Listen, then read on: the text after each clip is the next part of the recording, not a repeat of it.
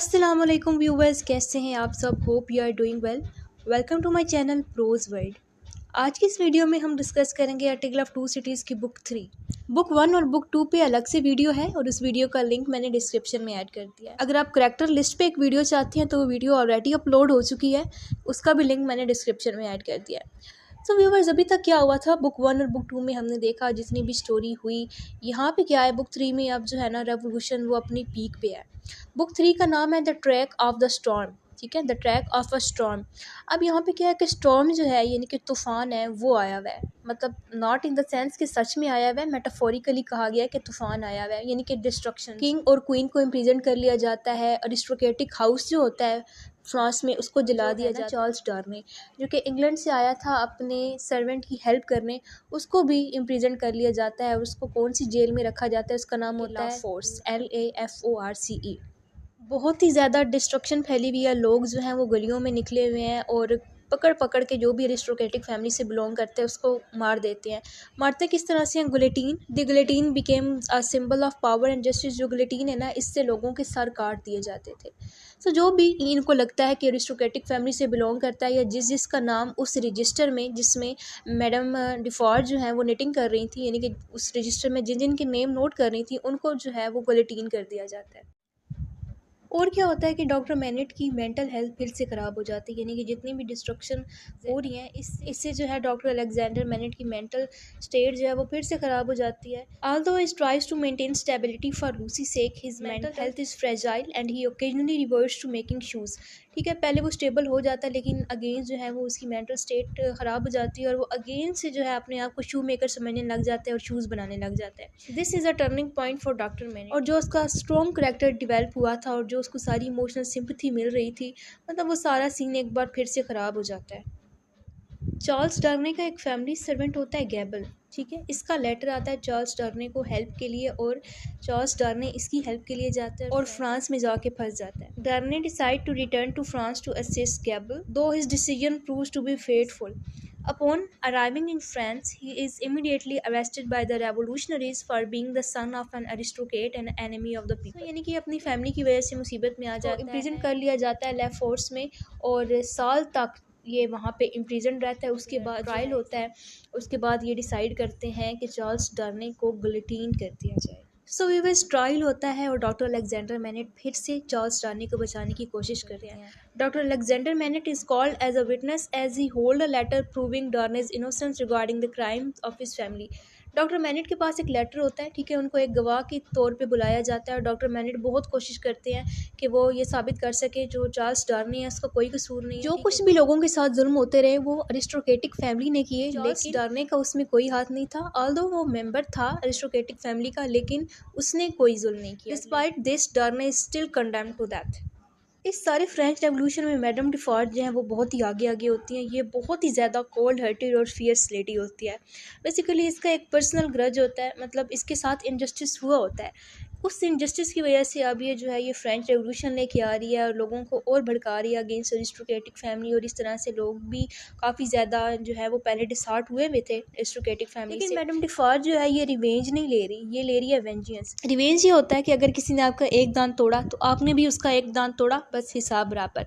लेकिन वेंजियंस जो है ये ज़्यादा एक्सट्रीम लेवल पे होता है और वेंजियंस में ये होता है कि अगर किसी ने आपका एक दांत तोड़ा है और आपने उठा के उसके सारे दांत तोड़ दिए। सो इस वजह से ये जो फ्रेंच रेवोल्यूशन था ये इसको हम जस्टिफाई नहीं कर सकते इतना, क्योंकि ये मॉरली करप्ट हो गया था बाद में। अ टेल ऑफ टू सिटीज़ की बात हो और इसमें सिडनी कार्टन का करेक्टर ना आए, ऐसा तो हो नहीं सकता। सिडनी कार्टन का मेन रोल था एंड सेल्फ सेक्रीफाइस।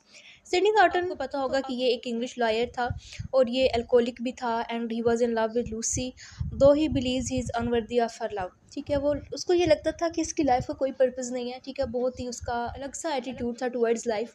वो कहता था कि I care for no one and no one on the earth care for me. ठीक है, लेकिन काफ़ी हद तक उसकी ये जो फीलिंग है ये चेंज हो गई after he met Lucie and eventually he fall in love with her. लेकिन लूसी की शादी चार्ल्स डार्ने से हो गई। लेकिन उसकी लाइफ में ट्रांसफॉर्मेशन आती है, ठीक है, यानी कि लूसी की वजह से उसका काफ़ी ज़्यादा जो है थॉट्स और फीलिंग्स चेंज होती हैं।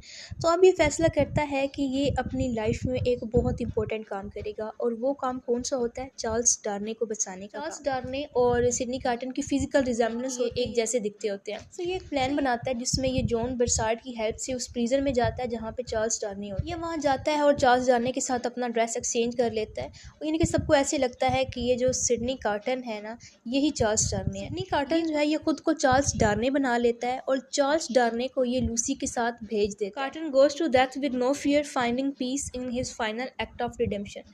सो ये जो इसका एक्ट था ये बेसिकली रिडेम्पशन का था, यानी कि निजात का था। वो अपनी लाइफ से बहुत ही ज़्यादा नाउमीद था, आप ये कह सकते हैं कि वो अपनी लाइफ से नाउमीद था। अब यहाँ पे जाके उसको एक पर्पस मिला है उसकी लाइफ का, और वो पर्पस क्या है? अपनी लाइफ को सेक्रीफाइस कर देना फॉर द लव। और ये जो सारा एंड वाला सीन होता है नावल में, ये बहुत ही ज़्यादा इमोशंस के साथ डिपिक्ट किया गया है।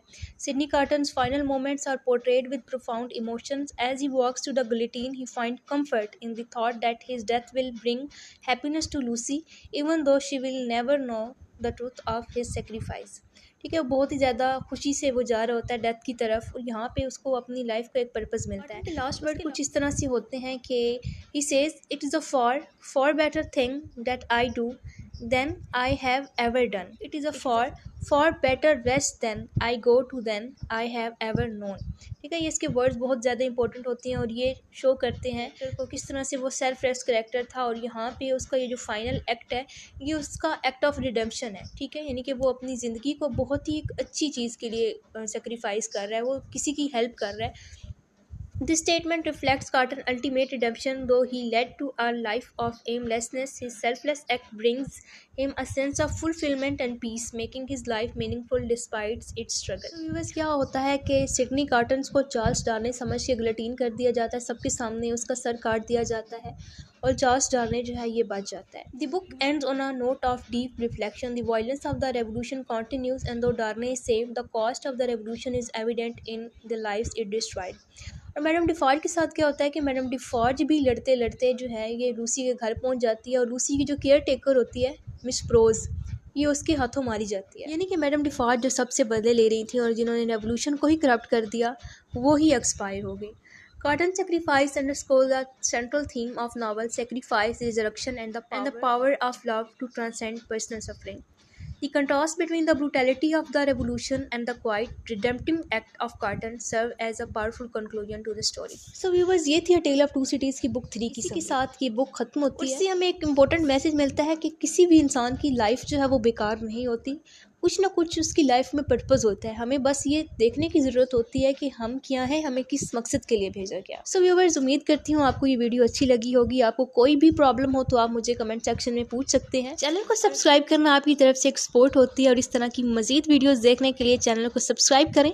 मिलते हैं आपसे नेक्स्ट वीडियो में।